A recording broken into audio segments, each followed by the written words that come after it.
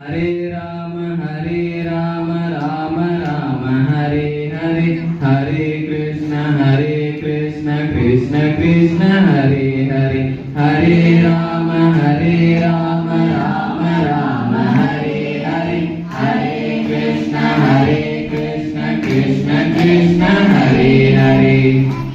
गोपिका जीवन स्मरणं गोविंदा गोविंदा। सद्गुरुनाथ महाराज की जय। कलये सुंदराकारं सदैक प्रिय दर्शनम, अज्ञान नाशकम देवम सद्गुरु मुरलीधरम। இன்னைக்கு நம்ம கோபகுட்டின வகுப்புல ஸ்ரவணத்தை பற்றி பார்க்க போறோம். ஸ்ரவணம்னா கேட்டல், பகவானுடைய கதையை கேட்கணும். பக்தியில் 9 வகையான பக்திகள் உண்டு. ஸ்ரவணம், கீர்த்தனம், விஷ்ணு ஸ்மரணம், பாத சேவனம், அர்ச்சனம், வந்தனம், தாஷ்யம், சக்கியம், ஆத்ம நிவேதனம். நவவிதி பக்தி சாதனைகளில் ஸ்ரவணம் என்பதையே முதன்மையாக சொல்கிறார் பிரகல்நாதன். பகவானின் லீலைகளை கேட்பதன் மூலம் ஒருவருக்கு முக்தி கிடைத்துவிடும். இதற்கு முதல் சாட்சியே பரீட்சித் மகாராஜா ஆவார். 7 நாட்களில் தனக்கு மரணம் என்பதை அறிந்தவுடன் தக்ஷகன் என்னும் பாம்பின் மூலம் மரணம் என்பதை அறிந்தவுடன் அவருக்கு பகவானின் திருவடியை அடைய வேண்டும் என்று உத்தம குருவான ஸ்ரீ சுகபிரம்மம் அவர்களை சென்றடைந்து பாகவதம் முழுவதும் பக்தியுடன் கேட்டதால் யோகிகளுக்கும் கிட்டாத முக்தியை அடைந்தார். பாகவதத்தை மிகவும் ரசித்து கேட்க வைப்பது கிருஷ்ணனின் பால லீலைகள். இதில் சில லீலைகளை நாம் இங்கு காண்போம்.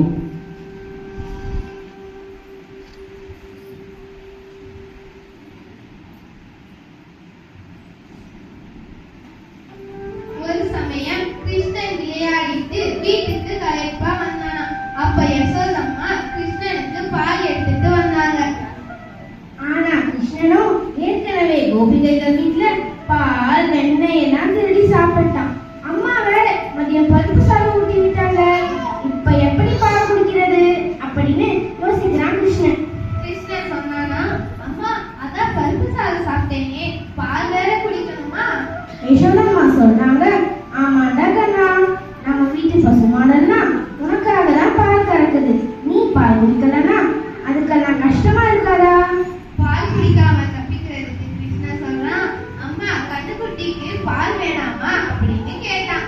அதற்கு யசோதம்மா அழகா சொன்னாங்க, கண்ணுக்குட்டி எல்லாம் குடிச்சாச்சுடா, என் சமத்து கண்ணுக்குட்டி, நீ தான் இன்னும் குடிக்கல. அம்மா பால் குடிச்சா என்ன ஆகும்? ராதைக்கு இருக்கிற மாதிரி நீளமா முடி வேணும்னு கேட்டேங்க. பால் குடிச்சா முடி நீளமா வளரும் அப்படின்னு சொன்னதுதான் தாமதம். உடனே அம்மா கிட்ட இருந்த பால் வாங்கி ஒரு வாய் குடிச்சிட்டு தலையை தட்டிட்டு, என்னம்மா முடியே வரல. கண்ணா, நீ சும்மா ஒரு வாய் குடிச்சிட்டு முடி வரலன்னா என்னடா அர்த்தம்? முழுசா குடிடா. சரிம்மா, முழுசா குடிச்சிட்டு தொட்டு பார்க்கலாம். என்னம்மா முடியே வரல. நீ தினமும் அடம் பிடிக்காம பால் குடிச்சாதான் ராதைக்கு இருக்கிற மாதிரி முடி வரும். சரிம்மா அப்படின்னு சொல்லிட்டு மறுபடியும் விளையாட வேண்டும். குழந்தை கண்ணன் மழலை பேசுவான். குழந்தை கண்ணன் மழலை பேசுவான். மழலை பேசியே கண்ணன் மயங்கி விடுவான். மழலை பேசியே கண்ணன் மயங்கி விடுவான். குழந்தை கண்ணன் மழலை பேசுவான். கிருஷ்ணன் நல்லா வெயில்ல விளையாடிட்டு புழுதியோட வந்தான். யசோதம்மா கண்ணனை குளிக்க அழைத்தாங்க. வழக்கம் போல குளிக்கணும்னா கஷ்டம், அடம் பிடிச்சான். அம்மா விட்டுடுவாங்களா? கண்ணனை அழைத்து சென்று குளிக்க வைத்து அலங்காரம் செய்துவிட்டு சாப்பிடலாமா கண்ணா என்று கேட்டார்கள். நான் சாப்பிடணும்னா எனக்கு புது கதை சொல்லணுமா என்றான். இப்பேற்பட்ட ஆதிலட்சுமிநாதனே கதை கேளுன்னு வெறும் வாயால சொல்லாம அதை செஞ்சும் காட்டுறான். அப்ப கதை கேட்பது என்பது எவ்வளவு பெரிய விஷயமா இருக்கும், அதன் பலன் எப்பேற்பட்டதாக இருக்கும். அதனால்தான் நம் குருநாதரும் அழகா ஒரு மதுர கீதத்துல கதை கேளு சதா ஹரி கதையை நீ கேளு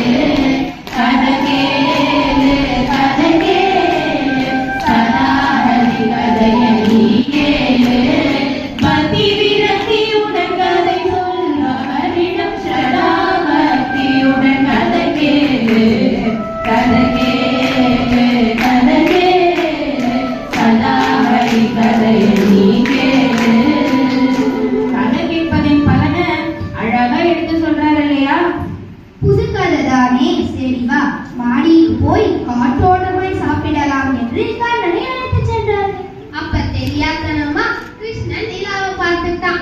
அவ்வளவுதான் அம்மா கிட்ட கேள்வி கேட்க ஆரம்பிச்சுட்டான். அம்மா இது என்ன? அது நிலாடா கண்ணா. நம்ம கிருஷ்ணனோட அழக பார்த்து நிலாவுக்கு வெக்கம் வந்துச்சான். அதனால மேகத்துக்கு நடுவுல மறைஞ்சி எட்டி பார்த்துச்சான். கண்ணன் நிலாவா? நிலானா என்ன? அது சந்தா மாமாடா கண்ணா. உடனே கிருஷ்ணன், மாமாவா? உருண்டையா இருக்குதே, உங்களுக்கு அது கூடவா தெரியல? அது வெண்ணமா. யசோதம்மா, சரி நீ முதல்ல ஒரு வாய் சாப்பிடு. கண்ணன், அம்மா எனக்கு அந்த பெரிய வெண்ணெய் வேணுமா? நீங்க அதை கொடுத்தீங்கன்னா நான் கையில வச்சு அதை பார்த்துட்டு சாமத்தா சாப்பிடுவேன். டேய் கண்ணா, அது சந்தா மாமாடா, மேலதான் இருக்கும், கையில எல்லாம் பிடிக்க முடியாது. நீ சாப்பிடு, நான் உனக்கு வேற தரேன். கிருஷ்ணன் மறுபடியும் கேள்வி கேட்க ஆரம்பிச்சிட்டான். அம்மா அது எப்படி மாமாவாக முடியும்? அதுக்கு யசோதை, அதுவா ஒரு சமயம் தேவர்களுக்கும். அம்மா தேவர்கள்னா என்ன? தேவர்கள்னா உமாச்சி. சரி நீ கேளு. தேவர்களுக்கும் அசுரர்களுக்கும். அம்மா அசுரர்கள்னா என்ன? அசுரர்களை வதம் செய்வதற்கென்றே அவதாரமா எடுக்கிறவன் அசுரன்னா யாருன்னு கேட்டா என்னன்னு சொல்லுவா யசோத. அசுரர்கள்னா பூச்சாண்டிடா. நீ கேளு கண்ணா, உமாட்சிகளுக்கும் பூச்சாண்டிகளுக்கும் சண்டை வந்ததா? ஆமா. அம்மா கதை சொல்ல ஆரம்பிச்சு இப்பதான் கொஞ்சம் கொஞ்சமா சாதம் உள்ள போகுது. கிருஷ்ணா, பார்க்கடல்னு ஒரு கடைடா. அம்மா பார்க்கடல்னா என்ன? ஆஹா, பார்க்கடல்ல ஆதிசேஷன் மேல ஆனந்தமா சயனிச்சிட்டு இருக்கவனுக்கு பார்க்கடல்னா என்னன்னு தெரியலையாம். இன்னும் என்னென்ன கேள்விலாம் கேட்க போறானோ தெரியலையே. நிறைய பால் இருக்கும்டா. எவ்வளவு பாலுமா? இவ்வளவா என்று இரண்டு கைகளையும் விரித்து கேட்டான். இல்லடா, யமுனை நதி இருக்குல்ல, ஆமா. அது நிறைய தண்ணி இருக்கா? ஆமா. அதை விட பெருசா இருக்கும். என்ன, தண்ணிக்கு பதிலா பால் இருக்கும். ஏமா நீங்க என்ன அங்கெல்லாம் கூட்டிட்டே போக மாட்டேங்கிறீங்க? டேய் கண்ணா, அது கதடா, நம்ம அப்புறமா போலாம். நீ இப்ப கேளு. பார்க்கடல் நித்தியமும் சைனிட்டு இருக்கிறவனுக்கு பார்க்கடலுக்கு போகணும்னு ஆசைப்பட்டா என்ன செய்வார் யசோத? அந்த கடல மந்தர் மலர்னு ஒரு மலைய மத்த மாதிரி போட்டு தடக்குன்னு களைஞ்சுட்டே வந்தான். அதுல இருந்து மகாலட்சுமி உமாச்சி வந்தாங்க. அவங்கதான் ஜெகன்மாதா. எல்லாருக்கும் அவங்கதான் அம்மா. அப்பதான் பின்னாடியே இந்த நிலமும் வந்தது. அம்மாவோட தம்பி யாரு? மாமா தானே? ஆமாமா. அதனாலதான் அம்மாவோட அம்மா மகாலட்சுமியோட தம்பி இந்த சந்திரன். இந்த கதையை கவனமாக கேட்ட கண்ணன் கேள்வி கேட்டான். அம்மா, பாலை கடைஞ்சா வெண்ணெய் தானே வரும், நீங்க மாமா வந்தாருன்றீங்க? கண்ணா, சாதம் காலி ஆயிடுச்சு, நீ கேள்வி கேட்டது போதும், வா போய் தூங்கலாம் என்று சொல்லி யசோத அம்மா கண்ணனை அழைத்து சென்றார்கள். கண்ணனை போல் தெய்வம் கண்டீரோ, கண்ணனை போல் தெய்வம் கண்டீரோ, கற்றோர்க்கும் எல்லாருக்கும் ஏற்ற தெய்வம், கற்றோர்க்கும் எல்லாருக்கும் ஏற்ற தெய்வம், மற்றொரு தெய்வம் இவனுக்கிடாகுமோ, கண்ணனை போல் தெய்வம் கண்டீரோ. அடுத்த பாப்பா யசோதையிடம் அடுத்த வாரம் வரப்போகும் குட்டி கண்ணின் பிறந்தநாளுக்காக பஸ்வனாவுக்கு சென்று அங்கு ரிஷபானும் கலாவதி மற்றும் குட்டி பெண் ராதாவையும் பார்த்து கண்ணனின் பிறந்தநாளுக்காக அழைத்து விட்டு வரலாம் என்று சொல்லிவிட்டு நதிக்கரை காவலை பார்த்துட்டு வரேன் என்று வெளியே வந்தார். வெண்ணனின் பாதலை உள்ளே இருந்தது. அடடா, காலனியை மறந்துவிட்டேனே என்று திரும்பினான். அங்கே யாருடைய பாதத்தை மகாலட்சுமி நித்தியம் ஆசைக்கின்றாரோ, உலகையும் வளர்ந்தவன் எவனோ, எந்த பாதத்தில் பவித்திர கங்கை தோன்றினாலோ, 33 தேவர்களுக்கு தலைவன் எவனோ, அந்த பரம்பொருள் நந்தனின் பாதுகையை தனது தலைமேல், தன் தலைமேல் வைத்து சுமந்து கொண்டு நடக்க முடியாமல் நடந்து வந்தாலே பார்க்கணும். இதை கண்ணன் எதிர்பார்க்கவே இல்லை. பதறி போன யசோதை, குழந்தை கொண்டு விட்டாரானே, பசங்க நிக்காம போட்டுக்கோங்க சட்டென்று தன் பாதுகையை வாங்கி கீழே போட்டுவிட்டு கண்ணனை கட்டி அணைத்து முத்தமிட்டு, அண்ணா மதியம் சாப்பிட்டு தயாராயிடா, நான் பஸ்ஸானாவுக்கு போகலாம். மதியம் 3 பேரும் பஸ்ஸானாவுக்கு கிளம்பினார்கள். பஸ்ஸானா தலை கட்டியது. ராதையின் தோழிகள் எல்லோரும் வந்துவிட்டனர். பலவதியும் ரிஷபானுவும் வாசலில் வந்து கட்டி அணைத்து வரவேற்று அழைத்து சென்றனர். ராதைக்கும் கலாவதிக்கும் கொண்டு வந்த பரிசு பொருட்களை கொடுத்த பின் கண்ணனின் பெருநாள் அழைப்பு விடுக்கப்பட்டது. அப்போது கண்ணனின் விழிகள் ராதையை தேடின. அப்பொழுது ராதையின் தோழி ஒருவள், கண்ணா வார்ப்பை விளையாடலாம் என்று கண்ணனை அழைத்து சென்றாள். மாடி செல்லும் வழியில் கண்ணாடி இருந்தது. அது கண்ணாடி என்று தெரியவில்லை. தன் உருவத்தை பார்த்ததையெல்லாம் உடனே ராதே ராதே என்று கூப்பிட்டான். வேகமாக ஓடி வந்த ராதையிடம், ராதா, இந்த பையன் யாரு? இவ்வளவு அழகா இருக்கானே, பாத்தியா? நீ என்ன மாதிரி எல்லாம் செய்யலாம். கண்ணா, உன் விளையாட்டுக்கு ஒரு அளவே இல்லையா? நீ நிஜமாவே இந்த பையன் யாருன்னு தெரியலையா என்றாள் ராதை. இல்ல ராதா, இவன் யார்? இவன் ரொம்ப அழகா இருக்கானே, உங்க வீட்டிலேயே இருக்கிறவனா? இந்த இடத்தில் கண்ணன் தானே அந்த பிரம்மவஸ்து என்பதை நிரூபிக்கின்றான். பிரம்மவஸ்து என்பதால் சரீரம் தான் என்றே தெரியவில்லையாம் கண்ணனுக்கு. கண்ணா, அது கண்ணாடிடா, அதுல இருக்கிறது நீதான். என்னது, நானா? எனக்கே தெரியல பாரு. ஆமா, நானா இவ்வளவு அழகா இருக்கேன்? ஆமா கண்ணா, நீயேதான். உன் அழகு உனக்கே மயக்கம் தருதா என்று சொல்லி அழைத்து சென்றார். श्याम सुंदर जय गिरिधर गोपाल, श्याम सुंदर जय गिरिधर गोपाल, श्याम सुंदर जय गिरिधर गोपाल, श्याम सुंदर जय गिरिधर गोपाल, जगन मोहन मुरलीधर गोपाल, जगन मोहन मुरलीधर गोपाल, गोपिकानंद गोविंद गोपाल, गोपिकानंद गोविंद गोपाल, गोपिकानंद गोविंद गोपाल, गोपिकानंद गोविंद गोपाल, गोकुल श्री वृंदावन गोपाल, गोकुल श्री वृंदावन गोपाल. இதற்கு நடுவில் கண்ணன் கோகுலத்திலிருந்து பிருந்தாவனம் வந்தாயிற்று. பிறகு என்ன, தினமும் கோபியர்களோடு ஒரே லூட்டி தான். ஒரு நாள் ராதாவும் தோழிகளும் சந்திராவின் வருகைக்காக காத்திருந்தனர். அப்போது ராதா, இந்த சந்திராவை எங்கடி காணோம்? சாயங்காலம் நதிக்கரையில விளையாட போலாம்னு அவகிட்ட சொன்னியா இல்லையா? நான் சொல்லிட்டேன், அவ வரேன்னு தான் சொன்னான். அதுவும் சந்திரா வரா பாரு. சந்திராவோ அழுதழுது வீங்கிய கண்களுடனும் மை கரைந்த கண்களுடனும் வந்து சேர்ந்தாள். பார்த்ததும் அதிர்ச்சியுற்ற தோழிகள் அனைவரும் சூழ்ந்து கொண்டனர். ஏய் சந்திரா, என்ன ஆச்சு? ஏன் அழுதுட்டே வர? நீ அழுறத நிறுத்திட்டு என்ன ஆச்சுன்னு சொல்லிட்டு அழு. இந்த கண்ணன் இருக்கான்ல. கண்ணனா? அவன் எப்பவும் இருக்கிறவன் தானடி. அவனுக்கு என்ன ஆச்சு? பதற்றத்தின் நடுவிலும் சத்தியம் வந்தது ராதாவின் நாவல். போடி, அவனுக்கு ஒன்னும் ஆகல. என் சின்ன தம்பிக்கு பிறந்தாளுன்னு என் அம்மா பாயசம் வச்சு எனக்கு புது துணி போட்டு விட்டாங்க. அதே மாதிரி வளையல் ஜிமிக்கி எல்லாம் போட்டு விட்டு இருந்தாங்க. அதுக்கு ஏண்டி அழுத? முழுசா கேளுடி. அலங்காரம் பண்ணிட்டு திண்ணையில உட்கார்ந்து இருக்கும் போது அவன் வந்தாண்டி. ஏய், இவ பொய் சொல்றாடி. இவளேதான் கண்ணன் கிட்ட புது பாவாடை சட்டையை காமிக்கணும்னு போயிருப்பா. சரி, நான் தான் போனேன்.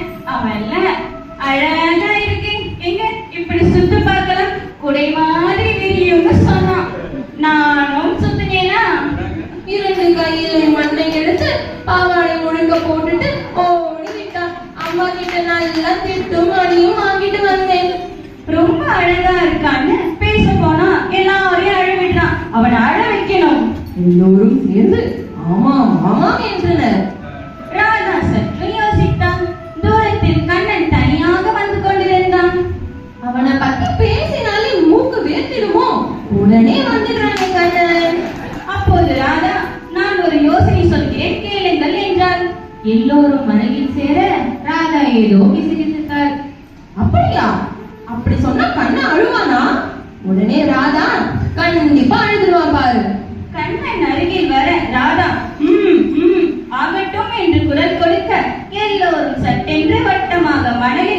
போட்டுக்கொண்டு 2 கைகளையும் உயர் தூக்கி கூப்பிக்கொண்டு, ஹே வைகுண்டபதே, வேதமூர்த்தே, பரம்பொருளே, எங்கும் இருப்பவனே, கருணை கடலே, எங்களை காப்பாற்று என்று சத்தமாக கூறிக்கொண்டு நமஸ்காரம் செய்தனர்.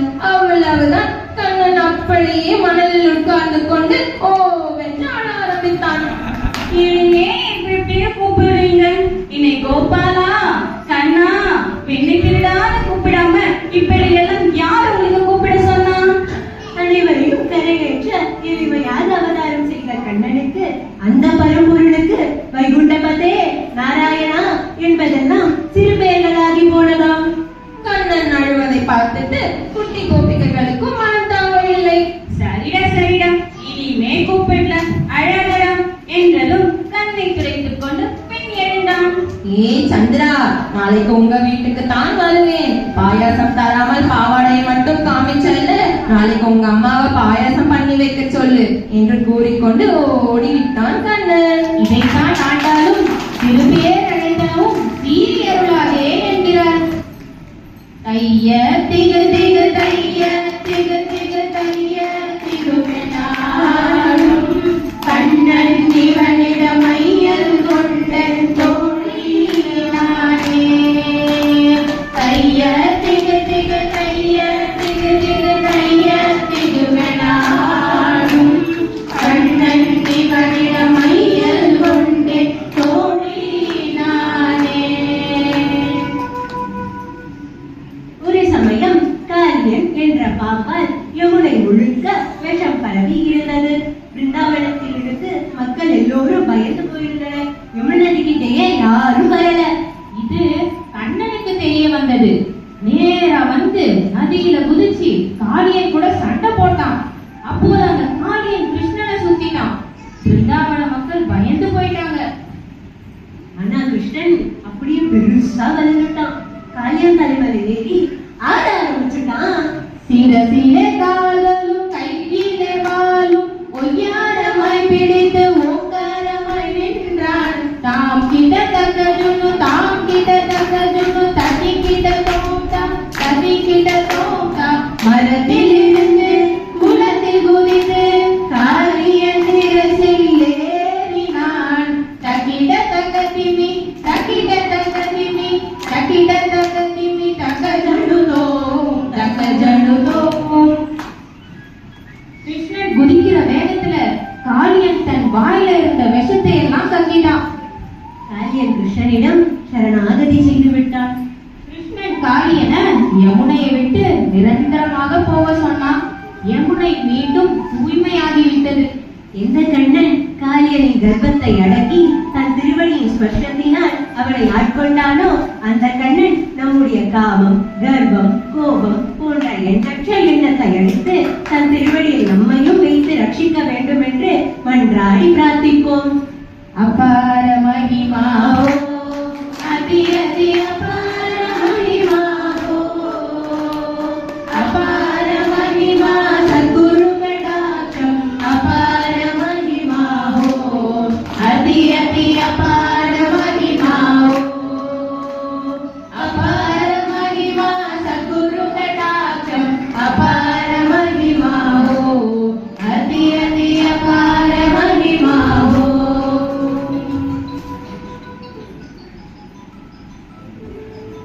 கிருஷ்ணன் சாந்திபினி குருகுலத்தில் 64 கலைகளை கற்பதற்காக வந்தான்.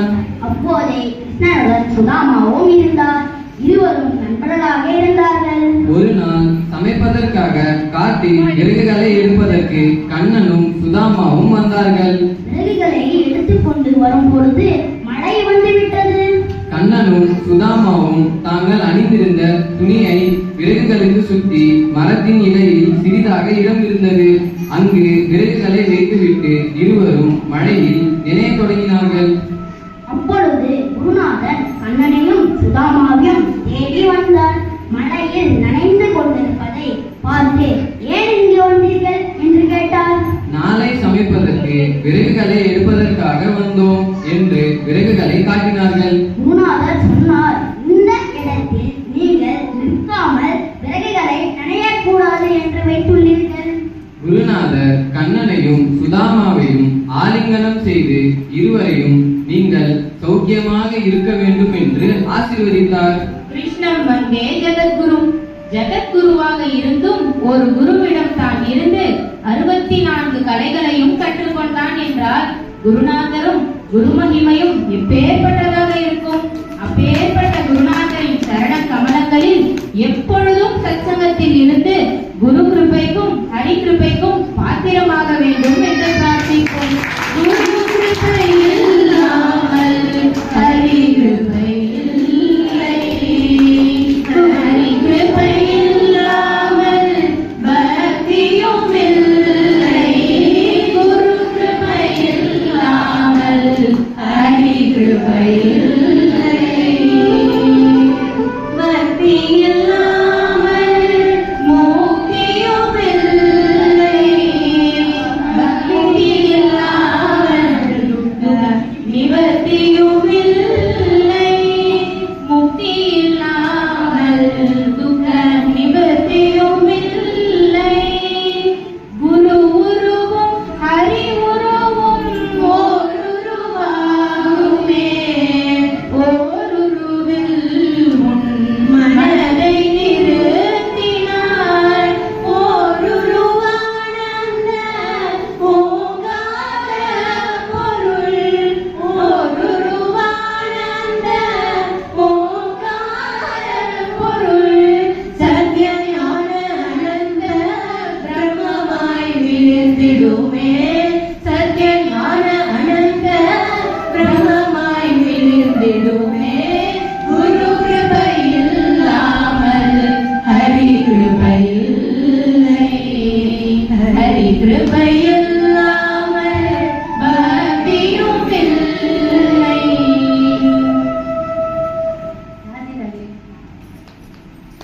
பாத்தீங்களா?